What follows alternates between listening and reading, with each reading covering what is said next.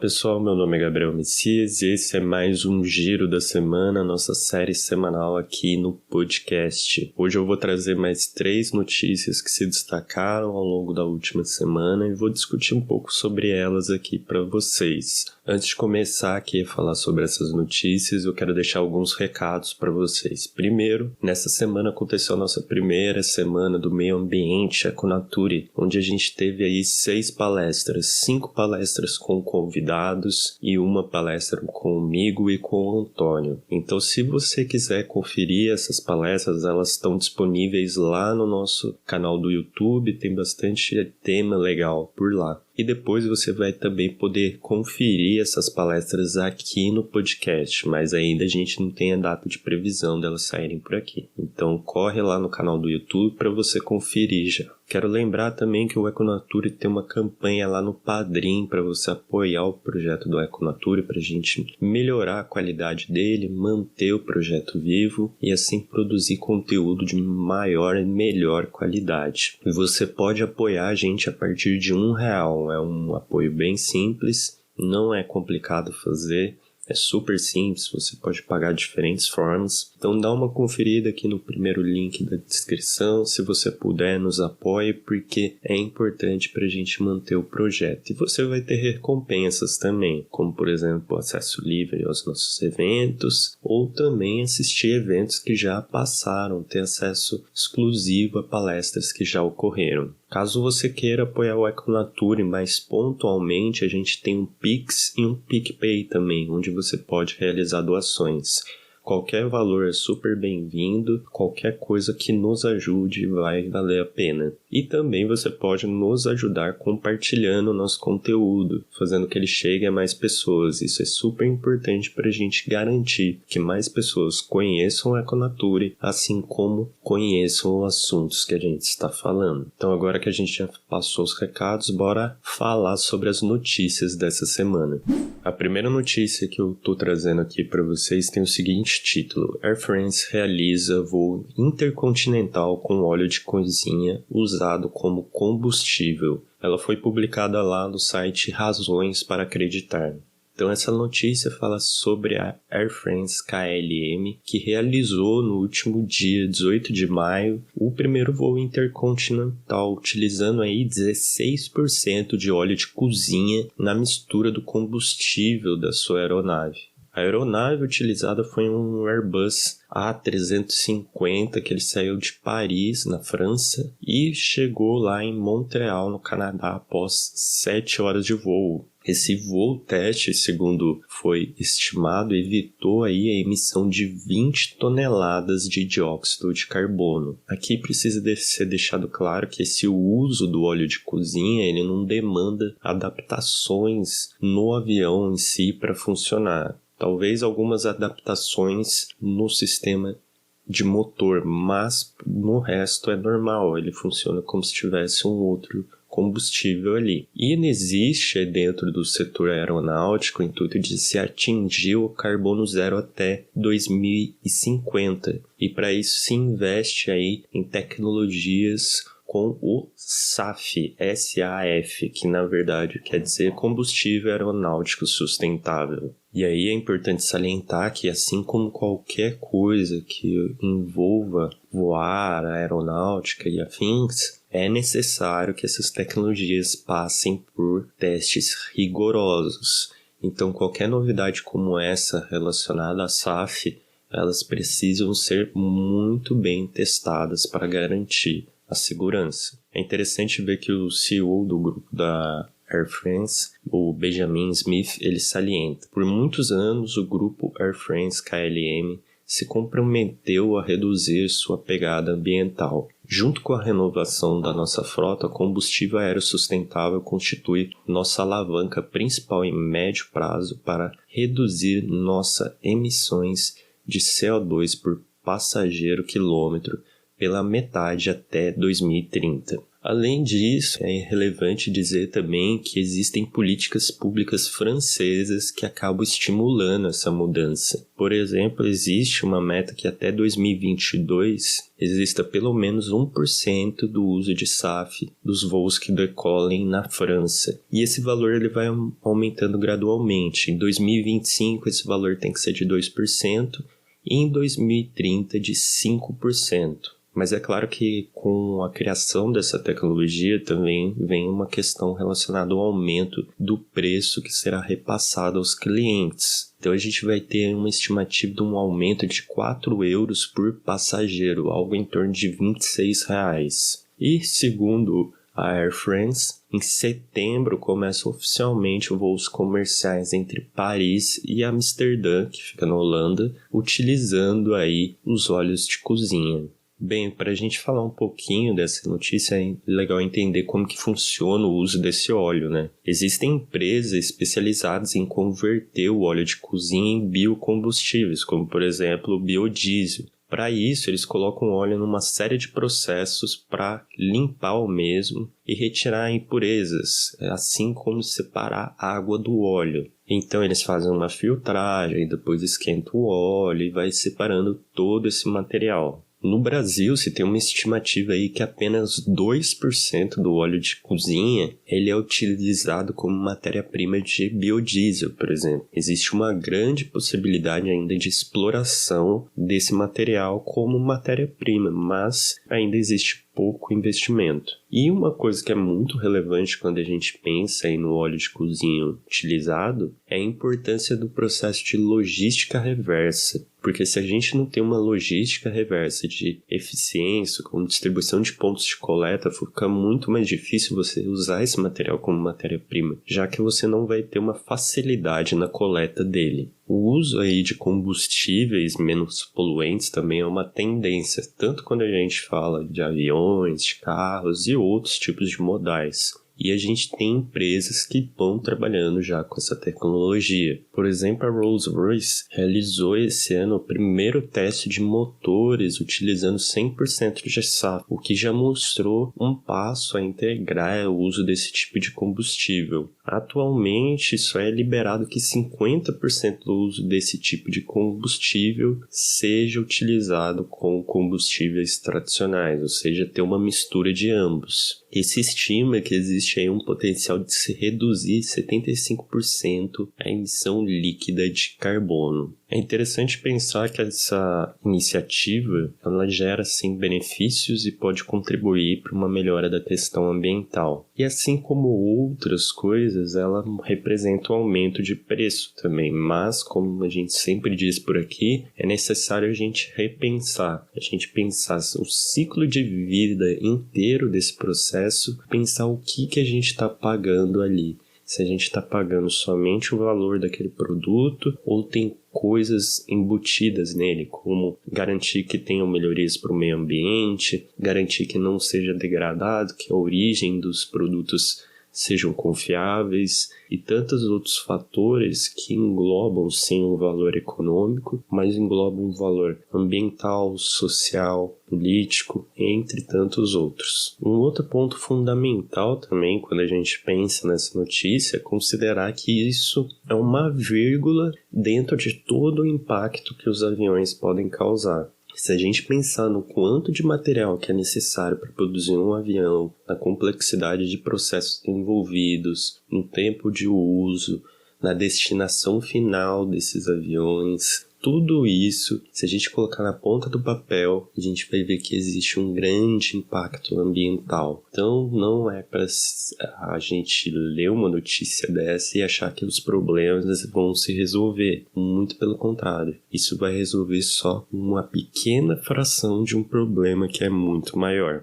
A segunda notícia que eu estou trazendo aqui para vocês é pesquisadores de Minas Gerais criam um protocolo de reabilitação de beija-flores e aumentam índices de recuperação e soltura. Ela foi publicada no site do G1. Essa notícia traz aí um relato sobre o Centro de Triagem de Animais Silvestres, o CETAS, lá de Belo Horizonte, e fala sobre o caso da estudante de veterinária Tamires Freitas. ela esteve aí ao longo de 8 meses tratando aí de beija-flores para reabilitação deles e retorno para o meio ambiente. E aí, ao longo da notícia, existe um foco aí no relato sobre um protocolo alimentar que foi criado para aumentar o sucesso de reabilitação. E ao longo dessa notícia, existe um foco no relato de um protocolo alimentar que foi criado para aumentar o sucesso de reabilitação desses animais. Aí vale destacar alguns trechos aqui que trazem falas da Tamires quanto ao processo aí desse desenvolvimento.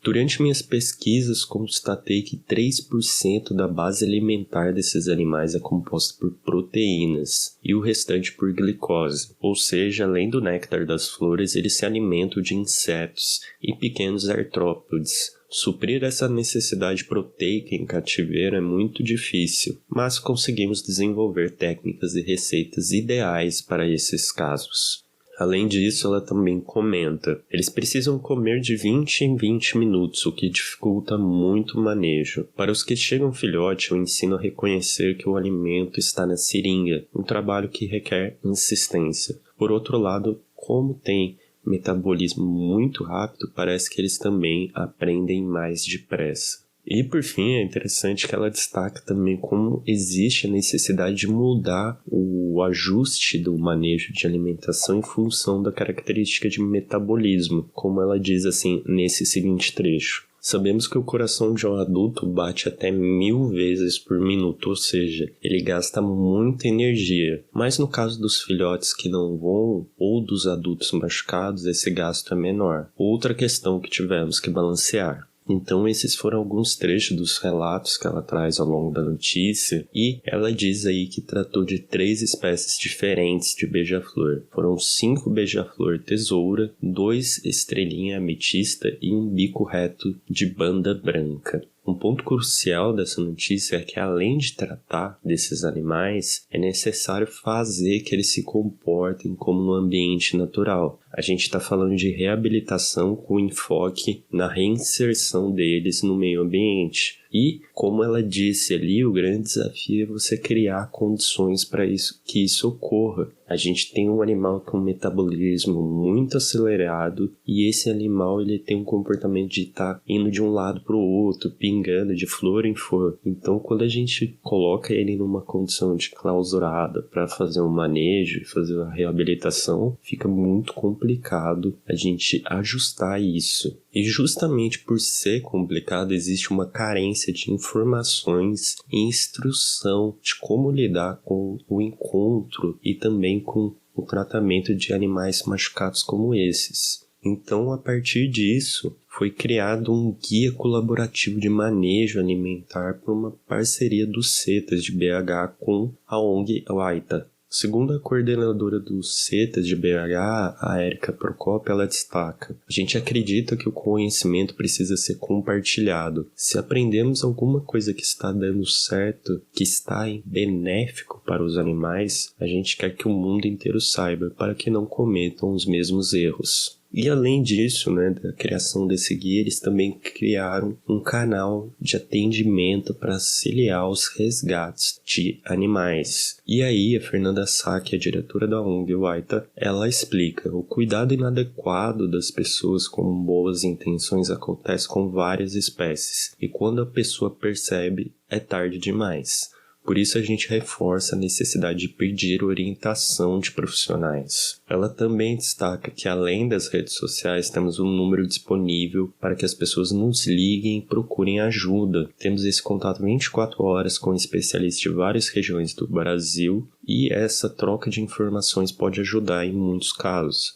A gente sabe das boas intenções, mas precisamos de conhecimento técnico para cuidar de animais silvestres. Então, se você quiser esse contato de SOS aí da ONG Waita, vou passar o número aqui e você anota aí. O número é 31, que é o DDD de BH, 994 62 48 67. Repetir, pessoal. DDD é 31, o número é 994 62 48 67. Alguns, ao ver uma notícia desse tipo, devem ficar se perguntando, né? Mas pra que é tão importante esses animais? Pra que se importar tanto como beija-flor, que é um passarinho tão pequenininho, parece que não tem nada de importante? Bem, ele realiza diversos serviços ambientais. Por exemplo, a polinização. Como a Tamires destacou lá, eles se alimentam nas plantas, então nas flores. E isso acaba auxiliando no processo de polinização diretamente. Além disso, como ela destacou lá, também existe a necessidade de comer outros animais. E aí ele pode atuar como um controle de mosquitos, como, por exemplo, o Aedes aegypti. Existe aí uma estimativa que um beija-flor pode consumir por dia mais de 2.000 mosquitos. Então, basicamente, o que a gente tem é que é relevante criar protocolos como esse devido à importância desse animal por serviços ambientais que eles prestam. E é legal trazer essa notícia porque ela mostra de novo como é importante o CETAS, né? Como ele tem um papel fundamental na recuperação de animais acidentados, justamente porque ele possui profissionais especialistas capacitados para realizar um trabalho adequado e garantir que realmente esses animais melhorem. A gente já teve aqui no Bate-Papo Econatura uma conversa com a Mariana Machado na edição 21, onde foi deixado bem claro essa questão, onde a gente mostrou lá a importância desses profissionais, a importância dos CETAS, a importância de todas essas instituições que trabalham com resgate de animais e na recuperação deles. E por fim, a notícia traz também a importância do processo de educação, de instrução, já que muitas vezes, apesar das boas intenções, pode ocorrer aí um manejo inadequado e o animal vir a morrer. Então é importante a criação de guias, como eles fizeram, assim como também canais de comunicação, como o da ONG Waita. A última notícia de hoje, ela tem o seguinte título: UNESCO. Educação ambiental deve fazer parte do currículo escolar até 2025, e essa notícia foi publicada no site da UNESCO. Essa notícia tem como assunto uma conferência mundial virtual que foi realizada entre os dias 17 a 19 de maio de 2021, onde foi criado aí e assinado a Declaração de Berlim sobre a Educação para o Desenvolvimento Sustentável, a EDS. Essa conferência ela reuniu aí 80 ministros e vice-ministros, bem como 2,8 mil especialistas envolvidos nos setores de educação e do meio ambiente. A conferência ela foi organizada pela UNESCO em cooperação com o Ministério Federal de Educação e Investigação da Alemanha e como parceiro consultivo a Comissão Nacional da UNESCO da Alemanha. Ao longo aí da conferência, a UNESCO fez um pedido para que a EDS ela seja um componente central em todos esses sistemas de ensino até 2025. Houve uma análise aí de planos e currículos escolares de 50 países por parte da UNESCO. E o que eles observaram é que metade desses programas não faz qualquer referência às alterações climáticas e apenas 19% dos mesmos tratam de questões relacionadas com a biodiversidade. Então a criação dessa declaração de Berlim sobre a EDS, ela traz uma série de políticas para transformar o ensino, abrangendo tanto escolas, profissionais e sociedade civil. E ela propõe que é necessário implementar a IDS com foco nas competências cognitivas, na aprendizagem social e emocional, nas competências de colaboração, na resolução de problemas e construção de resiliência. Segundo Angela Merkel, a chanceler da Alemanha, a gente precisa que a formação para o desenvolvimento sustentável não seja um privilégio, mas acessível a todos. O sucesso do programa de EDS vai fazer que em 2030 a gente se aproxime todos as ODSs. O Lauro Fabius, que presidiu a COP21, onde foi celebrado o Acordo de Paris, ele afirmou que a luta contra alterações climáticas começa já nas escolas. E ao final dessa conferência, com a criação dessa declaração, cada Estado membro da Unesco será chamado a criar uma rede de especialistas que em conjunto possa implementar essa ambiciosa visão que a gente quer de educação. Então, falando um pouco dessa notícia, ela entra em acordo com o conceito de desenvolvimento sustentável, né? Esse conceito ele já vinha lá da década de 70 e ele foi utilizado oficialmente lá em 1987 no relatório de Brundtland, o relatório do nosso futuro comum. E, basicamente, o conceito do desenvolvimento sustentável é aquele desenvolvimento que procura satisfazer as necessidades da geração atual, sem comprometer a capacidade das gerações futuras de satisfazerem as suas próprias necessidades. Significa possibilitar que as pessoas agora e no futuro atinjam um nível satisfatório de desenvolvimento social e econômico e de realização humana e cultural, fazendo ao mesmo tempo um uso razoável dos recursos da terra e preservando as espécies e os hábitats naturais. Bem, depois da criação do conceito de desenvolvimento sustentável, que abrange essa definição que eu falei, foram criados série de documentos pensando em torná-lo efetivos, como a Agenda 21, a Agenda do Desenvolvimento do Milênio e, por fim, agora a Agenda 2030, que foi aquela que a Angela Merkel fez a citação. E nessa Agenda 2030 existe o que a gente chama de ODS, Objetivos de Desenvolvimento Sustentável, que são 17 objetivos para se atingir o sucesso do desenvolvimento sustentável. Entre alguns desses objetivos a gente tem a erradicação da pobreza, água limpa e saneamento, ação contra a mudança global do clima. Então, o que a Angela Merkel quis dizer ali na fala dela? Simplesmente que o EDS ele pode ser um fator relevante para criar uma sociedade, melhorar o que a gente espera da sociedade para se atingir o ODS, ou seja, esses objetivos para o desenvolvimento sustentável, onde a gente vai harmonizar as nossas necessidades melhor, respeitando o meio ambiente e as gerações futuras. E dessa forma, fica claro que a educação é um papel-chave na mudança de comportamento em prol do meio ambiente. Quem já ouviu os episódios anteriores do Giro da Semana vai lembrar que eu comentei sobre uma questão chamada comportamento pró-ambiental. E novamente, quando a gente fala de EDS aqui, isso resvala de novo nesse assunto de comportamento pró-ambiental. Basicamente, o que a Unesco quer propor é que através da educação a gente consiga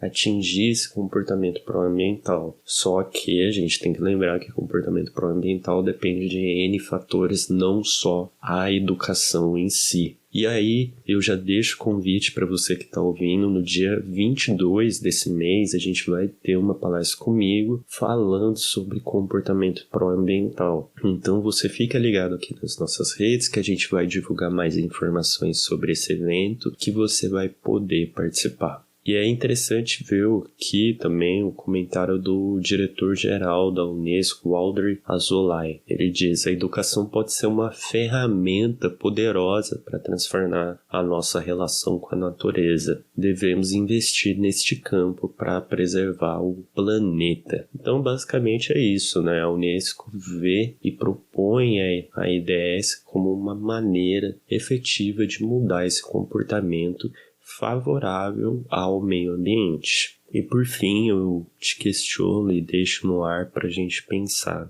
como que a gente pode trabalhar com essas questões de desenvolvimento sustentável, de ODS, de processo educativo em um país como o nosso, que cada vez mais a gente tem retrocesso. As coisas não vêm melhorando, as coisas vêm só piorando no aspecto educacional, no aspecto de saúde, no aspecto de meio ambiente. Então fica aí o questionamento que a gente tem uma visão mundial para melhorias, mas um grande desafio local para aplicar. Então é isso, pessoal. Chegamos ao final do nosso episódio de hoje. Eu quero agradecer vocês que acompanharam. Hoje a gente falando aí sobre novas alternativas de combustíveis para aviões, uma mudança favorável, mas sempre ter aquela visão do amplo. A gente não pode considerar que isso vai trazer mil maravilhas para esse setor e que ele não causa outros diferentes danos. Isso vai ser só uma vírgula dentre todo o impacto que ele causa. Falamos também sobre setas e beija-flores, a importância dos setas, a relevância de ter informações sobre esses animais. E por fim falamos aí de educação para o desenvolvimento sustentável, um assunto relevante e que faz a gente pensar como realmente colocar isso em prática. Se você gostou, tem algum comentário, quer sugerir alguma notícia, basta entrar em contato com a gente pelas nossas redes sociais. Será um prazer conversar com vocês, assim como também colocar notícias que vocês querem ver aqui. E se você não sabe, a gente tem um grupo no WhatsApp também, onde a gente pode bater um papo, basta acessar o Linktree nosso que está aqui na descrição, que você consegue entrar lá no nosso grupo. Então é isso, pessoal, um abraço e até mais.